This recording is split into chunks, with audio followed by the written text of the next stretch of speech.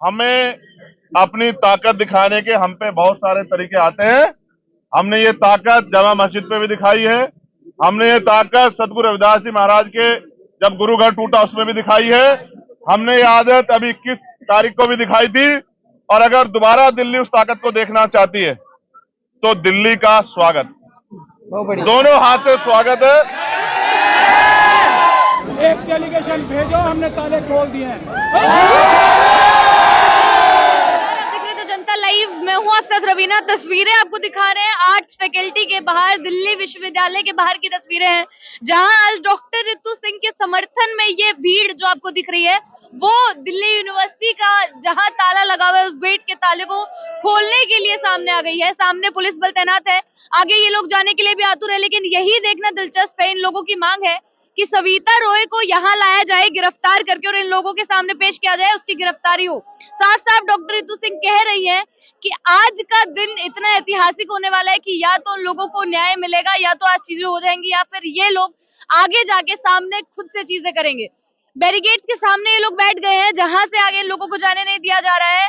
देखना यही है कि क्या यहाँ से आगे बढ़ पाएंगे। पुलिस बल इतना भारी तैनात है, आपको देख सकते हैं तस्वीरें जो यहाँ की है, और समर्थन में उतने ही भारी भीड़ और लोग भी उतने ही उत्सुकता से पूरे नारों के साथ और पोस्टर के साथ आपको दिखाई दे रहे हैं।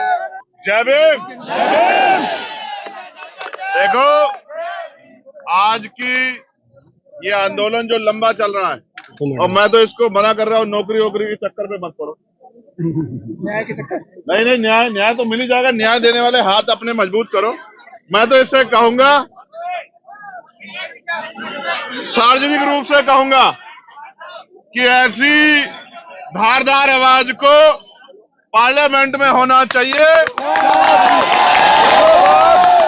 जो बात वो सड़क से इतनी मजबूरी उठा सकते, अगर पार्लियामेंट में होगी तो शायद जवाब देना मोदी जी को भी और उनके चमचों को भी भारी पड़ जाएगा, ऐसा मुझे मैं उनकी हर बात से सहमत हूँ, हर मांग से सहमत हूँ। इनकी एक बात से असहमत हूँ। इन्होंने कहा कि हम जमीन पे बैठ के उनसे बात करेंगे। हम नहीं बैठेंगे जमीन पे, कुर्सी पे बैठने का अधिकार हमें दिया है, क्योंकि ये वकील है, अनुशासित है। इसलिए हमें कोशिश करते हैं कि हमारे आंदोलन को कोई परेशानी ना हो। ये सच, आंदोलन को कुचलने के लिए सरकार तरह तरह के हथकंडे अपनाएगी, लेकिन याद रखो, ये भी रोटी खाते हैं, हम भी रोटी खाते हैं। हम किसी भी कीमत पे अपने आंदोलन को पीछे हटने नहीं देंगे। दूसरी बात, मैंने एक मांग की थी कि जो लोग सड़क पे हैं उनको आने दिया जाए। मेरा ऐसा विश्वास है कि हमारी बात को सुना गया होगा। अब हम जो आगे की हमारी तैयारी है, हम लोग उस पर चलेंगे। और फिर आपसे कह रहा हूं, एक दिन में कोई लड़ाई नहीं जीती जाती, कोई लड़ाई नहीं। अभी तो आप ये चाहते हो कि वो गिरफ्तार हो जाए, अभी तो उनको सजा मिलेगी। अभी लड़ाई बहुत लंबी है। हमारे लोग एक बार में सोच रहे थे कि लड़ाई खत्म हो गई। अभी आपको कई बार अपनी ताकत का प्रदर्शन करना पड़ेगा। और मैं एक और छोटी बात कहता हूं, छोटी इसलिए कह रहा हूं क्योंकि बड़ी बात कह के कुछ होता नहीं है। अगर आज से काम नहीं चलेगा तो फिर हमें अपनी ताकत दिखाने के हम पे बहुत सारे तरीके आते हैं। हमने ये ताकत जामा मस्जिद पे भी दिखाई है। हमने ये ताकत सतगुरु रविदास जी महाराज के जब गुरु घर टूटा उसमें भी दिखाई है। हमने ये आदत अभी 21 तारीख को भी दिखाई थी। और अगर दोबारा दिल्ली उस ताकत को देखना चाहती है तो दिल्ली का स्वागत, दोनों हाथ से स्वागत है। इतिहास गवाह है, जिस दिन हम दिल्ली आते हैं ताकत से, उस दिन के बाद दिल्ली में अच्छे अच्छों के दांत खट्टे हो जाते हैं। मैंने इसको मना किया कि मैं घोषणा नहीं करूंगा, वरना यूनिवर्सिटी की हो जाएगी छुट्टी और धारा लग जाएगी 144 और दिल्ली में मना हो जाएगा कि भाई कुछ नहीं करना। अभी तो सिर्फ ये बताने के लिए है कि इसको देखो, असल लड़ाई उस दिन है। ये तो लड़ी रही है, बोल भी रही है, और भाई सब लोग इसके साथ है, भीम आर्मी बीएसएफ के लोग भी साथ है, लेकिन इसके आंसू नहीं देख पाया मैं। देखो, सच बात ये, बहनों को रोते हुए देखना ये मेरे बस की बात नहीं है। जब ये उस दिन रोई ना तो ऐसा लगा कि क्या कर दें। और हिमांशु जानते हैं इस बात को, मैंने 1 तारीख को कहा था हिमांशु से कि एक दिन का मैं समय निकाल के आता हूं, लोकसभा से चलेंगे, लेकिन उससे पहले ही सब गड़बड़ हो गया। देखो, वो बहुत तेज है। हमारे फोन सुन रहे हैं महमूद भाई, उनको पता लग जाता है कि कब हम क्या करने वाले, इसलिए पहले तैयारी कर लेते हैं। उन्होंने आंदोलन कुचला इसलिए, उसको हटाया इसलिए, चोरी डकैती इसलिए की कि आंदोलन बड़ा बड़ा पत्थर ताकतवर हो जाता है। ये तो जिंदा लोगों का आंदोलन है। तो मेरा विश्वास है कि आंदोलन वहीं चलेगा, पूरे जोर शोर से चलेगा और आंदोलन जीतेगा भी, क्योंकि सबसे बड़ी ताकत हमारे पास संविधान है। इस संविधान के जरिए हम उनको सजा भी कराएंगे और जो 25,000 वैकेंसियां बैकलॉग बाकी है उसको पूरा भी कराएंगे। और यूनिवर्सिटियों में जो एक और बात बताई तथ्यों के साथ, रितु ने कहा कि मेरे पे जानकारी है कि अपमानित होके सौदा करके बहन बेटियां यहाँ नौकरी करना चाहती, इस व्यवस्था को हम लोग डायनामाइट लगा के उड़ा देंगे अगर उनका दिमाग खराब हो गया। हम दिखावे के लिए नहीं करते हैं कि हम बहन बेटियों का सम्मान करते हैं। हम भाजपा आरएसएस के लोगों की तरह नहीं है। हम सम्मान दिल से करते हैं और करते रहेंगे। और हमें तो बाबा साहब अम्बेडकर ने यह शिक्षा दी है कि किसी भी समाज की तरक्की उस समाज में रहने वाली महिलाओं की तरक्की से मैं मापता हूं कि उस समाज की, उस प्रदेश की, देश की कितनी तरक्की हुई है। इसलिए अब जो आदेश होगा, जो लोग लीड कर रहे हैं, आज मैं आगे कहूं कि मेरे हिसाब से करो, ये मेरी आदत नहीं है। मैं रितु से कहूंगा जो आज वो कहेगी हम अपनी खून का एक कतरा चुका के वो करके दिखाएंगे, उसको पीछे नहीं जाने देंगे। मेरा वादा वचन है। जेल जाना पड़े, मुकदमे लग जाए, गोली चल जाए, लाठियां चल जाए, कुछ भी हो जाए, आजाद जिंदाबाद। दम है तेरे दमन में कितना, देख लिया है देखेंगे। दम है तेरे दमन में कितना, देख लिया है देखेंगे। सरफरोशी की तमन्ना अब हमारे दिल में है, देखना है तो बाजुए का दिल। और वक्त आने से बता देंगे तुझे आसमां, हम अभी से क्या बताएं क्या हमारे दिल में। दिल में जिस दिन ताकत होगी, दिल में क्या है वो तो बताएंगे, करके दिखाएंगे। लेकिन अभी तो लड़ेंगे। आजाद जिंदाबाद। नहीं, एक मिनट, उनको एक आग्रह है, आंदोलन तब कामयाब होता है जब वो अनुशासित होता है। आगे चलेंगी बहनें, कौन चलेगा आगे? और बहनों से 3 फीट की दूरी बना के चलेंगे हम लोग। अगर कोई शक्ल दिखाने, फोटो खिंचवाने, माइक के आगे खड़ा होने आया है अलग बात है। अगर कोई मदद करने आया तो फिर अनुशासन में चलना। ऐसा नहीं कि भाग भाग के आगे जाओ। वो इस बात से आइडिया लगा लेंगे कि ये जिम्मेदार लोग नहीं है। जिम्मेदार बनो, नहीं बनोगे कुचले जाओगे।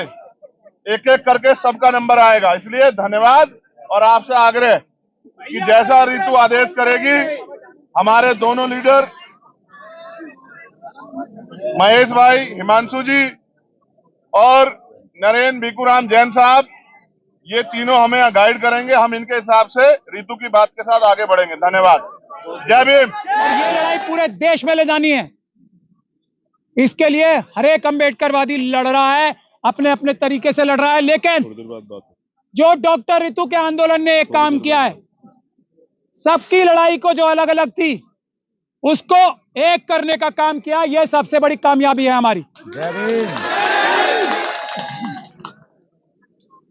दूसरा, एनएफएस, जो एनएफएस करते हैं चोर, बेईमान, डकैत वो हैं। हम एनएफएस को खत्म कराने का काम कर रहे हैं, तो हम कानून का पालन कर रहे हैं वो। तीसरा, हर एक यूनिवर्सिटी में 25% कम से कम एजुकेशन फ्री होनी चाहिए, क्योंकि भारत का संविधान वो कहता है, हमारे देश के बजट ये कहते हैं। और उसकी संख्या, जिसकी जितनी संख्या भारी उसकी उतनी हिस्सेदारी, हर एक समाजों को उस 25% में कम से कम हिस्सा मिलना चाहिए। ना सिर्फ पढ़ाई का खर्चा, रहने सहने खाने पीने का खर्चा, ये 3 मांगे हैं हमारी। ये सब चोरियां हैं जो हम पकड़ रहे हैं, जो आजादी के बाद से सब चुराई गई हैं। हम लोग जो यहां मौजूद हैं आज, ये बात साफ हो गई ना, हम लॉ अबेडिंग सिटीजन्स हैं और चोर वो हैं जो तालों में बैठे हैं। तो हम लोग यहां आए हैं, उससे पहले कितनी बार आए, कभी कुछ कानून तोड़ा गया? नहीं। हमारी आज की मांग क्या है? पहली, कि हम सबको वाइस चांसलर साहब के ऑफिस में जाने दिया जाए। हम पीसफुल लोग हैं। हम सिर्फ पूरी दुनिया के सामने, ईमानदार पत्रकारों के सामने, पूरी दुनिया को दिखाएंगे कि ये वाइस चांसलर, ये प्रॉक्टर, ये रजिस्ट्रार और यहाँ के प्रिंसिपल चोर हैं, बेईमान हैं, लुच्चे हैं, लफंगे हैं। हम कानून नहीं तोड़ेंगे, ये पुलिस भी जानती है और ये वो भी जानते हैं, लेकिन हमारा सामना करने को तैयार नहीं है। तो पहली हमारी मांग ये है कि हमें वाइस चांसलर साहब के पास सब लोगों को ले जाया जाए। हम इसी तरीके से शांतिपूर्ण ढंग से जमीन पे बैठ के उनसे बात करेंगे और पूरी दुनिया को दिखाएंगे क्या चोरी और डकैती कर रहे हैं लोग। कोई गलत बात है इसमें बता दो आप। बिल्कुल ठीक है। दूसरी, आपने कभी यूनिवर्सिटी में धारा 144 लगती देखी है? किसी वाइस चांसलर, देखिए यूनिवर्सिटी का कानून यह है, वाइस चांसलर यूनिवर्सिटी प्रशासन के परमिशन लिए बगैर पुलिस यूनिवर्सिटी में घुस नहीं सकती है। क्या है? इस पुलिस को वाइस चांसलर साहब अपने मसलमैन यानी के बाहुबली की तरह प्रयोग कर रहे हैं। ये क्या उचित है? क्योंकि पुलिस किसी भी यूनिवर्सिटी में घुस ही नहीं सकती जब तक के यूनिवर्सिटी का प्रशासन उन्हें बुलाए नहीं। तो हमारी तीसरी मांग ये है आज की कि ये पुलिस को यहां से बाहर किया जाए। कोई जरूरत नहीं है, हम लॉ एंड ऑर्डर बनाने वाले हैं, तोड़ने वाले नहीं हैं।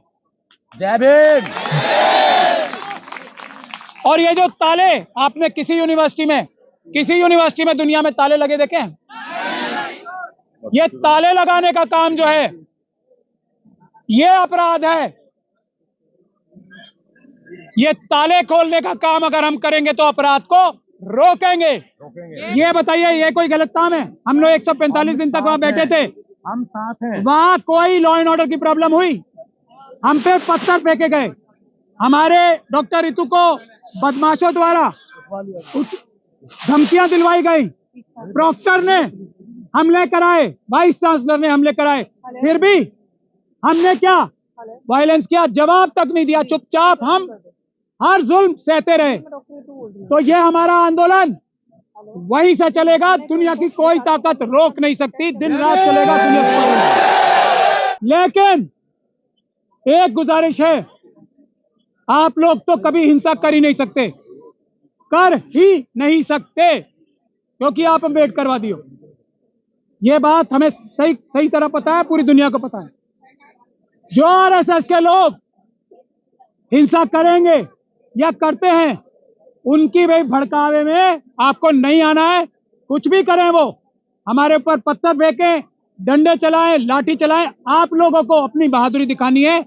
हिंसा नहीं होने दे, ऐसा अपने आप की बहादुरी हमें दिखानी है। किसी भी हालत में इतनी सी भी हिंसा हम आरएसएस के लोगों को ना करने दें, ये हमारी जिम्मेदारी। हम साथ हैं, हम साथ हैं, बस साथ हैं। बाबा साहब ने कहा था, 1000 तलवारों से ज्यादा ताकतवर एक कलम है। वो संविधान, ये संविधान 1000 तलवारों से, 1000 बंदूकों से ज्यादा ताकतवर है।